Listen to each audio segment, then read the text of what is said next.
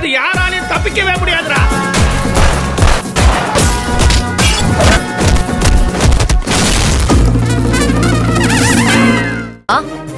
அண்ணி, நான் திரும்ப திரும்ப உங்ககிட்ட சொல்றேன், அது அவரோட பணம். அந்த பணம் அத்தை கிட்ட தான் இருக்கணும்னு நான் நினைக்கிறேன். போதுமா? நாமெல்லாம் ஒரே குடும்பம், யாரையும் தனித்தனியா பிரிச்சு பாக்கலன்னுலாம் சொன்ன. இப்ப அம்மா பணம் செல்வம் பணம்னு பிரிச்சு பாக்குற. ஏன் உன் அத்தையோட பணம் உன் புருஷனோட பணம்னு நீ நினைக்கலாம்ல? வெண்ணிலா, நீ ஏன் இப்படி பேசுற? மகா, வெண்ணிலா கரெக்டா தானே சொல்றா? அது உன் புருஷன் பணம்னு நீ ஏன் நினைக்க மாட்டேங்கிற? மாமா, என்ன தப்பா எடுத்துக்காதீங்க. கம்பெனியை ஆரம்பிக்க அந்த பணத்தை எடுத்துக்க வேண்டான்னு நான் முடிவு பண்ணிட்டேன்.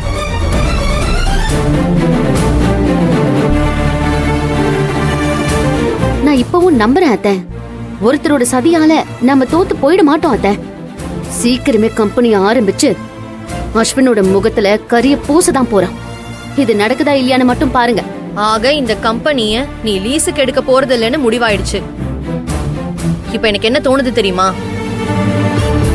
இவங்க கிட்ட பணத்தை வாங்கி கம்பெனிய ஆரம்பிச்சா நாளைக்கு லாபம்னு வரும்போது எல்லாருக்கும் ஈக்குவல் ஷேர் கொடுக்கணுமேனு யோசிக்கிற, அதானே? ஏய் வெண்ணிலா, இப்பதான் உன்னை பத்தி பெருமையா பேசின, அதுக்குள்ள உன் புத்தியை காட்டிட்ட பாத்தியா?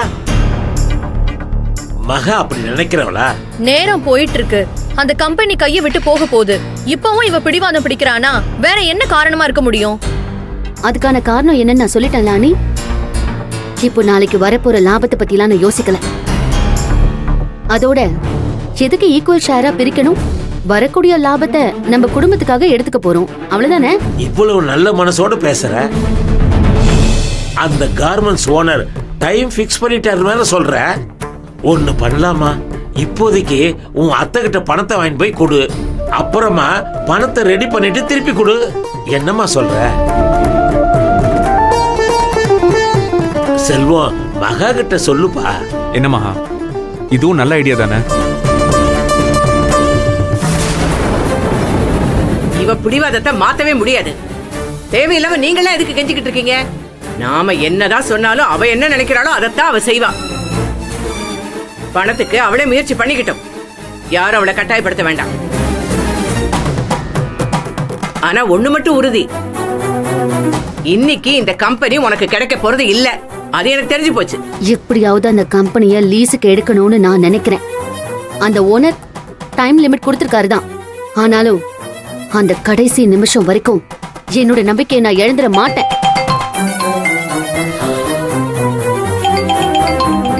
ஆசிரமத்துல இருந்து ராகவன் சார் கூப்பிடுறாரு. என்னாச்சு? ஹலோ சார், சொல்லுங்க. மகா, ஒரு முக்கியமான விஷயம் பேசணும். உடனே கிளம்பி ஆசிரமத்துக்கு வரியா? என்ன விஷயம் சார்? நேரில் தாமா சொல்லணும். செல்வன் தம்பியும் கூட்டிட்டு உடனே கிளம்பி வாமா. Okay sir. என்னவா மகா? தெரியலங்க, உங்களையும் கூப்பிட்டுக்கிட்டு உடனே ஆசிரமத்துக்கு வர சொல்றாரு.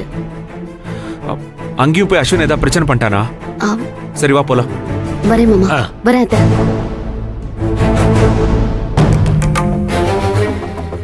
வெண்ணிலா, எப்படியாவது இந்த கம்பெனி ஆரம்பிக்கணும்னு இவ்வளவு நேரமா பேசி போராடி பார்த்துட்டோம். அதுக்கு எந்த பிரயோஜனமும் இல்லாம போயிடுச்சு.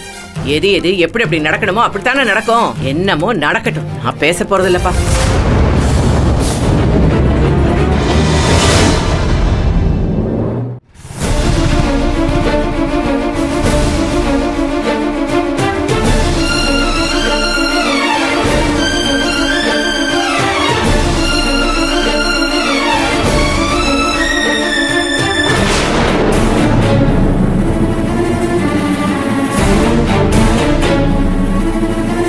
சார், என்னாச்சு?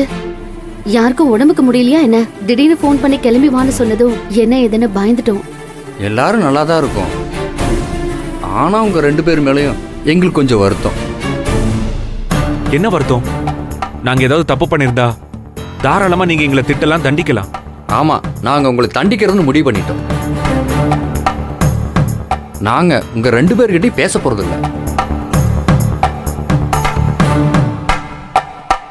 என்ன இது? இதுக்கு நீங்க எங்க கணத்துல 2 அறை கூட கொடுத்துடலாம். நீங்க பேசாம இருந்தா எங்களால தாங்கிக்க முடியாது. சரி, நாங்க என்ன தப்பு பண்ணோம் அதை சொல்லுங்க. அப்பதானே எங்களால திருத்திக்க முடியும். உங்க கூட எங்களுக்கு கொஞ்ச நாள் தான் பழக்கம். ஆனாலும் உங்களை எங்க பிள்ளைங்களா தான் நினைச்சோம். ஆனா நீங்க எங்களை உரிமையா நினைக்கலையே. அந்நியமா தானே பாக்குறீங்க. இல்லையே, நாங்க என்னைக்குமே உங்களை அந்நியமா நினைச்சதே கிடையாது. ஏன் சார் இப்படி பேசுறாங்க? நாங்க என்ன பண்ணோம்னு சொன்னா தானே தெரியும். எங்களுக்கு ராஜசேகர் சாரை எப்படி தெரியும்? எங்க மூலமா தான். அப்படின்னா இந்த ஆசிரமத்துக்கு 70 லட்சம் ரூபாய் டொனேஷனா கிடைக்க நீங்க தானே காரணம். அப்படி இல்லையே, ராஜசேகர் சாரோட நல்ல மனசு தான் காரணம். அந்த நல்ல மனசுக்காரர் இங்க வராமே போயிருந்தா அப்ப இந்த டொனேஷன் பணம் கிடைச்சதுக்கு முக்கிய காரணமே நீங்க தானே. ஏதோ தப்பு பண்ணிட்டோம்னு சொல்லிட்டு எங்களை இப்ப புகழ்ற மாதிரி பேசிட்டு இருக்கீங்க. சொல்றேன், உங்களுக்கும் 50 லட்சம் ரூபாய் கிடைச்சிருக்கு. அதை வச்சு நீங்க கார்மெண்ட்ஸ் கம்பெனி ஆரம்பிக்க போறீங்கன்னு நினைச்சோம். ஆனா அந்த பணத்தை வீட்டுல கொடுத்துட்டு 10 லட்சம் ரூபாய் பணத்துக்காக பைனான்சியர் கிட்ட வட்டிக்கு பணம் கேட்டுக்கிட்டு இருக்கீங்க. அவன் பணம் தரேன்னு சொல்லிட்டு கடைசி நேரத்துல ஏமாத்திட்டான். அதுக்கு காரணம் அஸ்வின். இந்த விஷயம்லாம் உங்களுக்கு எப்படி தெரியும் சார்? நீயும் செல்வம் தம்பியும் கோயில்ல உங்க கஷ்டத்தை சொல்லி பேசிட்டு இருந்தத நான் கேட்டேன். உங்களால ஆசிரமத்துக்கு 70 லட்சம் ரூபாய் பணம் கிடைச்சிருக்கு.